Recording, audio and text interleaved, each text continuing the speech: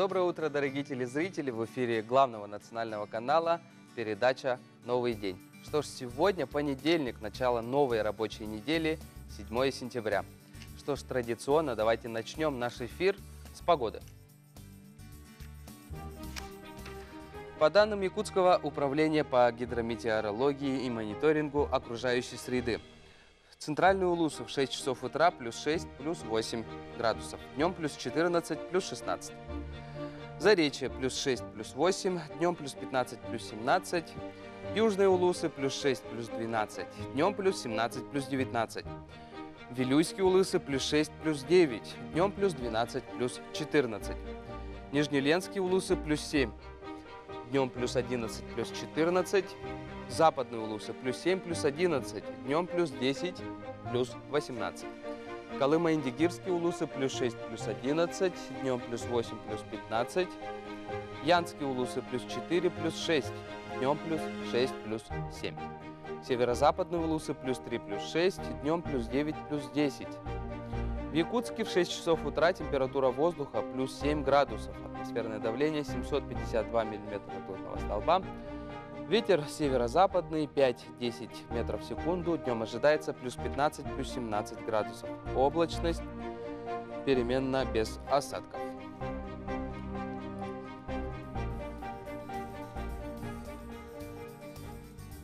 Также мы хотели бы напомнить, что в прямом эфире у нас работает номер WhatsApp 8 914 279 22 62. По этому номеру вы можете спросить любой вопрос нашим гостям, либо можете передать нам какие-нибудь поздравительные слова в адрес кого-нибудь друзей, либо знакомых. Мы обязательно зачитаем в прямом эфире. Что ж, и уже у нас, кстати говоря, первый гость, который пришла к нам в студию.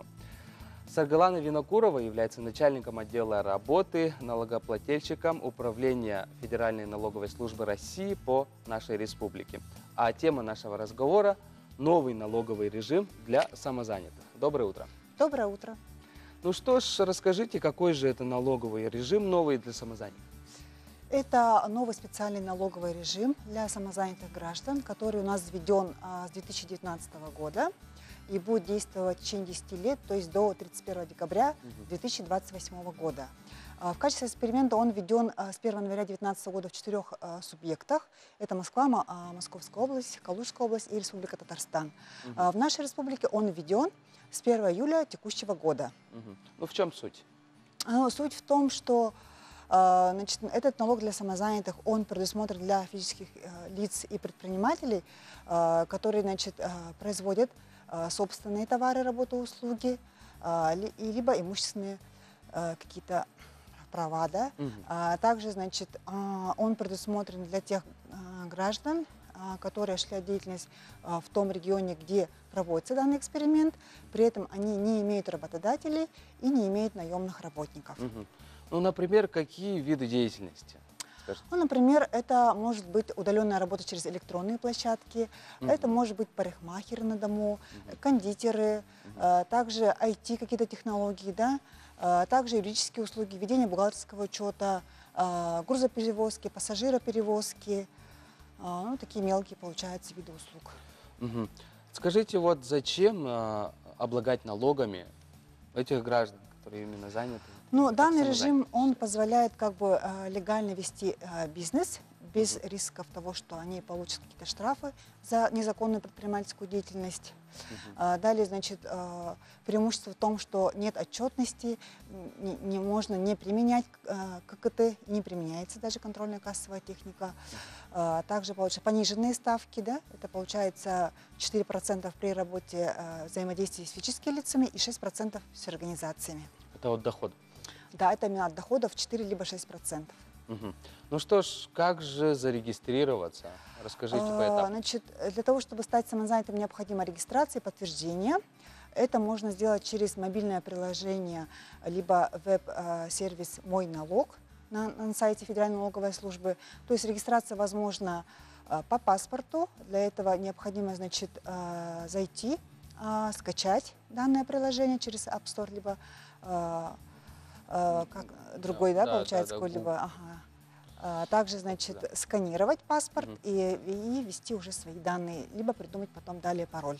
Мгм. Также можно регистрацию через личный кабинет. То есть, получается, вы входите логином, паролем, которым входите в личный кабинет, через который отправляете, допустим, декларации на вычет, да, подаете льготы какие-то. Мгм. Значит, также, получается, вводите, никаких данных не надо вводить, все данные вводятся именно с личного кабинета. Просто нужно будет подтвердить и придумать пароль уже. Мгм. Мгм. А отчетность как часто нужно делать? Значит, отчетности как таковой нету, декларации, как я сказала, да, нужно будет уплачивать ежемесячно не позднее 25 числа. Мгм. С пенсионкой как? Пенсионные, страховые, фиксированные взносы, они не уплачиваются. Мгм. Как бы одно из преимуществ как бы именно использования данного режима. Мгм. Ну, то есть, получается, в принципе, если ты сегодня начал деятельность, а спустя месяц ты прекращаешь. То есть, Да, получается, можно только за этот прекратить, период. да, в любое время. Мгм. То есть тоже подаете соответствующее заявление, уведомление через данное приложение «Мой налог» Мой в налог. нашем Ну официальном и сервисе. Да. госуслуги тоже, да, Да, включаются? также можно, если у вас есть подтвержденная учетная запись, воспользоваться данным паролем и зайти в, значит, приложение «Мой налог». Мгм. Для того, чтобы понимать разницу между налогами на самозанятого и индивидуальным предпринимателем, допустим, это же, в принципе, один шаг между ними, да, на самом-то Ну, деле? вообще-то разные системы налогообложения. Получается, налог для самозанятых, он не предполагает как бы регистрации в качестве индивидуального предпринимателя, да? То есть любое физическое лицо может использовать. Допустим, если предприниматель хочет стать самозанятым, ему необходимо сняться с учета, он не может совмещать параллельно эти виды деятельности, поэтому в течение месяца ему необходимо подать соответствующее уведомление, например, если он применяет упрощенную систему налогообложения, да, либо сняться с учета, если он является плательщиком единого налога на вмененный доход. Мгм.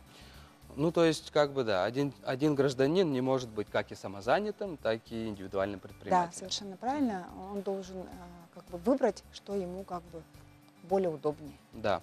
С точки зрения налогов и денег, можно сказать, что ну, есть же, конечно, разница между самозанятым и индивидуальным предпринимателем. Да? Ну, конечно, есть предприниматель, допустим, как я сказала, он уплачивает независимо от ведения деятельности фиксированные страховые взносы. При данном режиме он не уплачивает. Мгм. Только в этом есть разница. Но в этом есть вообще очень много разницы, нет отчетности, да, не применяется контрольно-кассовая техника, учет ведется автоматизированно, получается учет доходов, и уплата тоже она автоматически исчисляется налоговым органом и уплачивается только через данное приложение. То есть взаимодействие осуществляется полностью в онлайн-режиме, без посещения налоговой инспекции. Мгм. Скажите, вот как-нибудь отслеживается ли деятельность человека, скажем так, если он, скажем так, ну, недобросовестный, можно сказать, просто Ну, ведет свою деятельность, но не ведет налоговую отчетность? Ну, конечно, вся деятельность, она как бы она контролируется налоговой службой. Через данное приложение, допустим, ведется учет доходов. Да? Соответственно, если он какую-то операцию проводит, он обязательно должен провести через данное налоговое приложение, и уже исчисляется налог. Ну, в любом случае регламентировать, да, свои деятельности. Да, естественно, все должно быть регламентировано через данное налоговое приложение. Мгм. Саргалана, большое спасибо за информацию. Вам отличного, хорошего дня. Спасибо большое. Что ж, прошла уже первая неделя, да, учебная, но мало того, что детей нужно отправлять в школу, но желательно также еще и понимать, о чем они говорят. И мы отобрали несколько слов, которыми очень часто пользуются наши молодые дети. Спросили у старшего возраста, но для того, чтобы уравнять наши силы, мы также отобрали из 80-х и 90-х наши сленги и спросили у молодых, знают ли они. Вы знаете, что такое сторить? Ну, наверное, выкладывать свою историю в Инстаграм. Сторис. Подчеркивать. Ну, видимо, рассказывать истории? Не? Ну, это же в Инстаграме. Ага, вы пользуетесь Инстаграмом? Да, конечно. Что такое шерить? Шерить? Затрудняюсь ответить, не знаю. Искать, может, что-нибудь. Шерить может быть куда-то проскакивать, что-то мотать там на ус. Ну, это же слова из английского языка. Да, да. Шерить? Я не знаю, видимо, искать что-нибудь. Еще одно слово. Стримить. Что такое? Стремить? Ну, стремить это просить, может быть, что-то. Это, по-моему, как кого-то, ну, чтобы с кем-то не общаться. Что-то такое, по-моему. Ну, это, видимо, кого-то что-то, о ком-то что-то говорить, тоже в Инстаграме. В Стримить тоже не знаю. И последнее слово вписка. Что такое? Ну, прописка как бы. Может быть, подписка? Ничего на ум не приходит? Ну, это какую-то компанию вроде принимает, да? Кто такой или что такое Мурзилка? Журнал. Ну и там герой такой в беретке желтой. Все верно. Откуда вы знаете? Ну, я читала этот журнал. Мурзилка, ну, да, это вроде как какие-то, как газета для школьников, что ли, раньше была, нет? Хорошее такое выражение. Шнурки в стакане. Ой, это выражение, наверное, да? Никто же в стакане Ну, ложит что вот шнурки. знает. Молодежь, вот, скажем, в 80-х годах они часто использовали это слово, может быть, даже раньше. Не знаю. Ну, не знаю. Раньше вот так говорили, сленговое слово, мафон и видик. Нет. И даже никаких догадок нет? Нет, даже не всплывает никаких ассоциаций. Мафон, видик, ну, куда оставлялась кассета и транслировалось. Видео это как, не знаю, как сейчас, ну, вход для диска же есть, вот то же самое, наверное. Слаксы, мальвины и бананы. О чем речь? Мультики про Мальвину. Последнее слово комок. В 90-х годах вот я, например, часто использовала это слово комок. Так, комок. Ну, я родилась после 90-х годов. Я не знаю. Комок, нет, мы дома такого слова Родители не говорили, нет, не использовали. Ну что ж, а какими сленгами пользуетесь вы? Что ж, далее идем, и у нас второй гость на тему начала Всероссийской недели финансовой грамотности взрослого населения. Кому нужна финансовая грамотность? И у нас в гостях через Skype Якушева Рита Михайловна, руководитель финансовой грамотности Союза торгово-промышленной палаты нашей республики, также консультант-методист проекта Министерства Российской Федерации по повышению финансовой грамотности взрослого населения, также финансовый консультант портала вашефинансы.рф. Доброе утро. Доброе утро, Максим и дорогие телезрители. Вот такое ощущение, как будто вы лежите на подушке. У меня такая локация, потому что утро раннее. Конечно, приходится, да, выбирать. Ну что ж, расскажите про кому нужна финансовая грамотность. Давайте начнем с этого. Ну, давайте я расскажу немножко, да, о каких мероприятиях которые будут проходить в течение этой недели, скажем так, да. По традиции в сентябре стартует Всероссийская неделя финансовой грамотности в рамках проекта Минфина, вот, волонтерами которого мы являемся. То есть все участники, кто принимает участие в работе нашего центра, они все являются волонтерами проекта Министерства Российской Федерации. Вот. Мы проводим уроки финансовой грамотности для взрослого населения. Это сотрудники бюджетных предприятий, это предприниматели, как начинающие, так и действующие. Это просто семейные люди, да. Вот. Мы учим... Как, ну, все думают, что, наверное, что все, что связано с финансами, это инвестирование и так далее. Нет, не только это. Мы учим вообще правильно распоряжаться своими деньгами, грамотно вести свой семейный бюджет. Которыми уже владеете, получается, да? Конечно, да. И пандемия, допустим, да, она внесла свои коррективы как в работу предприятий в целом, так и в бюджет физических лиц. Поэтому, ну и мошенники, как мы видим, да, тоже усилили свою работу и начали массивно звонить. И очень часто мы слышим в новостях, как кто-то попался на уловки мошенников и потерял свои денежные средства. Поэтому наша первая задача – это научить взрослое население грамотно распоряжаться своими деньгами, не попадаться на уловки мошенников, управлять своей кредитной нагрузкой и правильно формировать семейный и личный бюджет. Ну, Рит, скажите, если кратенько, да, какой же это график пользования деньгами должен быть у нормального человека, допустим, да? Нормальное отношение к финансам своим и к деньгам. Какое должно быть там соотношение минус-плюс? Вообще, как бы правильно вести учет доходов и расходов нужно обязательно. И получается, что если вы берете кредит, то кредитная нагрузка не должна превышать 30% от Мгм. вашего дохода, чтобы не нанести урон вашему семейному бюджету. Потому что если она будет больше, то вы уже оплачивать по кредиту не сможете. Ну, как-то так. Ну, вне зависимости от той суммы, которую вы зарабатываете, так получается? Естественно. Мгм. Естественно. Это вообще как бы это от совокупного дохода. И получается, свой доход нужно распределять грамотно. Вот мы, допустим, уже говорили, в прошлом году мы проводили с вами, да, Мгм. прямые эфиры, где мы рассказывали, как правильно вести семейный бюджет, ну и личный бюджет. И получается, что учитывать вот эти вот доходы и расходы, вот эти цифры, их нужно обязательно.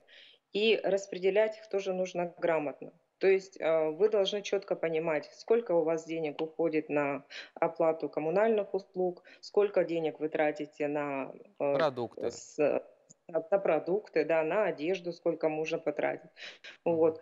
Режим самоизоляции, как правило, он внес тоже такой, ну, положительный эффект на семейный бюджет, потому что люди находились дома, смогли сэкономить на тех же, на тех же кафе, да, ресторанах. Ну, Мгм. к сожалению, предприниматели в этом плане, конечно, потеряли, но физические лица, ну, граждане, они сэкономили. Ну да. И получается, да, и в этом плане мы проводили онлайн-уроки, и то общение, которое проходило между нами, да, как консультантами и гражданами, мы увидели, что действительно люди научились экономить, люди Мгм. стали более,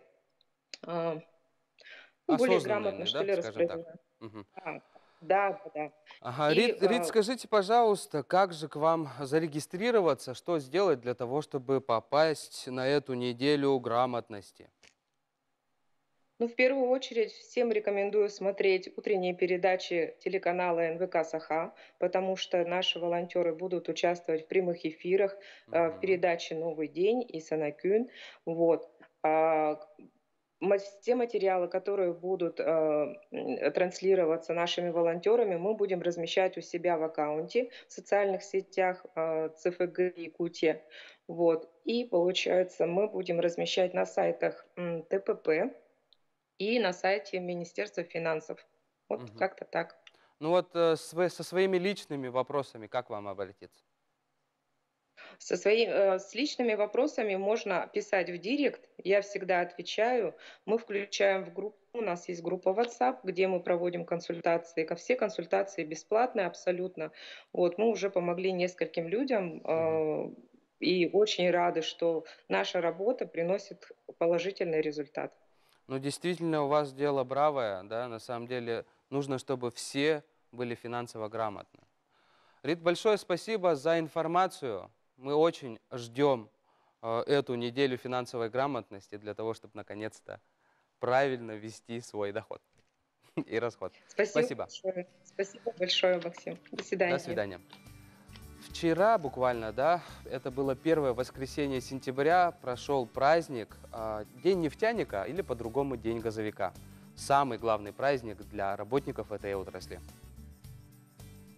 Тепло и комфорт в наших домах во многом зависит от возможности иметь доступный вид топлива. В нашем регионе, в частности, это природный газ, благодаря которой жизнь в нашем краю существенно облегчена, а значит, есть и завод, который перерабатывает и подготавливает природный газ для пользования. Наш газоперерабатывающий завод, он имеет длинную историю. Вот там за мной баннер, если его видно будет, конечно, нашим зрителям, на котором написано, что нашему заводу в прошлом году исполнилось 20 лет. То есть в 1999 году он был официально пущен в эксплуатацию. Но на самом деле заводу больше времени, потому что первую продукцию мы получили в 1994 году. Это, по сути дела, начало, когда у нас запустилась технология, а потом мы в течение 5 лет уже вводили другие объекты, все, которые вот вы, наверное, увидите на кадрах сегодня. Наш завод производит несколько видов продукции. Один из них основной – это осушенный так называемый природный газ, который мы поставляем в город Якутск. Кроме этого, у нас имеется пропан-бутановая фракция, которую мы используем для продажи в качестве моторного топлива для наших автомобилистов. А кроме того, автомобильный бензин Ну, это небольшое производство. Кроме этого, сейчас завод занимается модернизацией, то есть мы внедряем новую технологию для того, чтобы увеличить, по крайней мере, в 2 раза объем производства пропан-бутановой фракции. В первое воскресенье сентября, начиная с 1980 года, по указу Верховного Совета учрежден профессиональный праздник – День работников нефтяной, газовой и топливной промышленности, который часто называют просто День нефтяника или День газовика. Пользуясь случаем, конечно, надо поздравить всех наших коллег, всех газовиков, нефтяников. Мы пожелаем всем крепкого, естественно, здоровья, потому что сейчас в наше непростое время это, наверное, главное, что нужно иметь. Ну и безаварийной работы всем нам. От лица Якутского газоперерабатывающего завода поздравляем! Нефтегазовая отрасль есть и будет важнейшим составляющим для нашего региона, страны, да и всего мира. Присоединяемся к поздравлениям сотрудников ЯГПЗ. Пусть работа протекает слаженно, легко и безопасно. Что ж, поздравляю от своего лица своих бывших коллег с этим профессиональным праздником. Всем привет!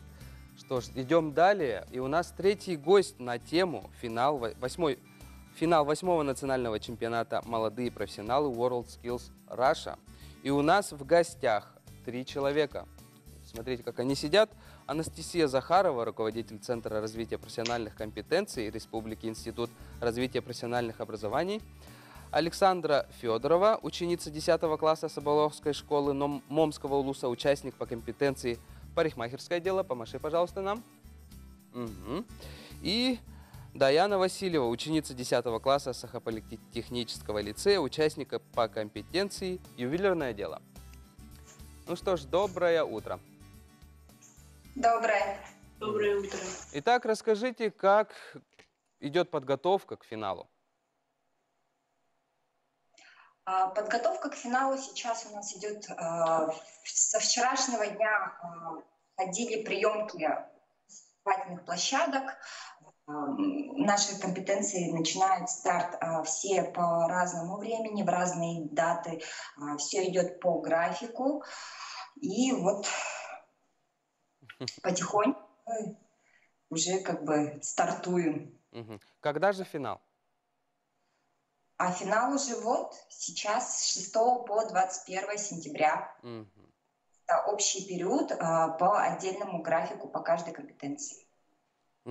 Расскажите, Александра, да, как вы готовитесь вот к парикмахерскому делу и как вы думаете, победите ли вы или нет? Да, мы сейчас очень тренируемся, хорошо все. Я думаю, что хотя бы победим. Какое-то место получим, да. Ну, то есть, получается, ты не одна, у тебя есть целая команда? Нет, я и руководитель есть. Стаина Николаевна. Скажи, почему именно парикмахерское дело? Почему? Потому что у меня все родственники, там сестры, братья большие, дедушка все парикмахеры, там они все умеют там стричь волосы. И я в детстве так насмотрелась, и мне стало очень интересно, и вот так получилось, что есть такой конкурс, и там можно там это вот получать. Да, за World Skills, да, буквально весь мир следит на самом деле.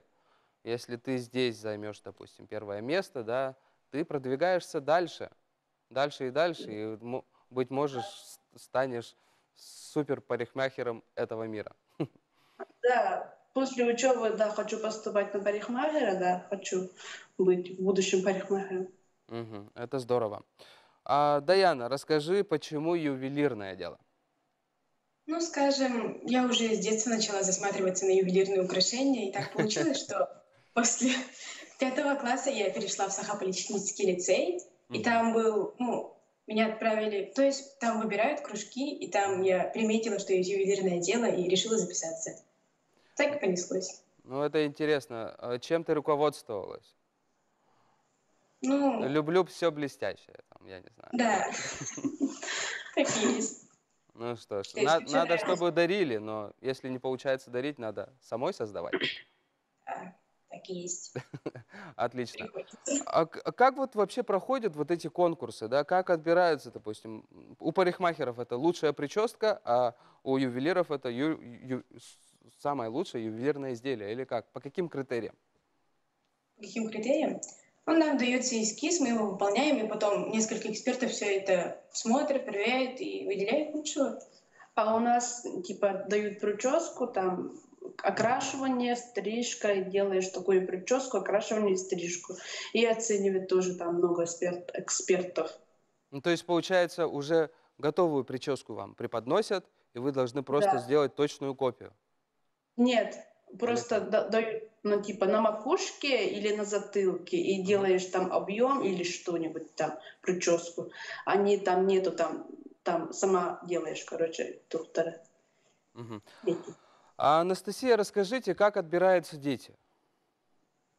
Ну, дети у нас отбираются по двум возрастным категориям, да, это студенты в профессиональных образовательных учреждениях и категория юниоров от 10 до 16 лет.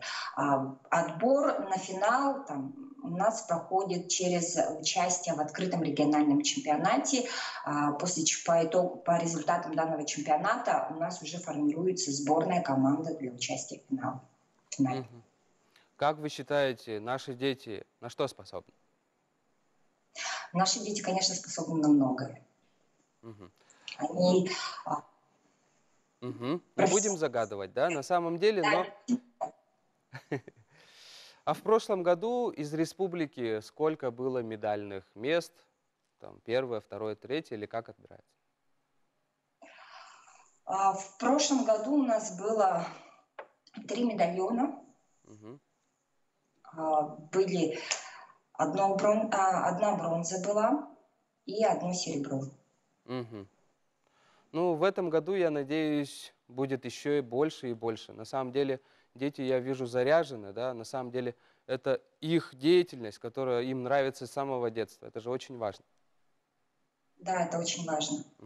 Большое вам спасибо за подключение. Вам удачи, да, Даяна и Александра.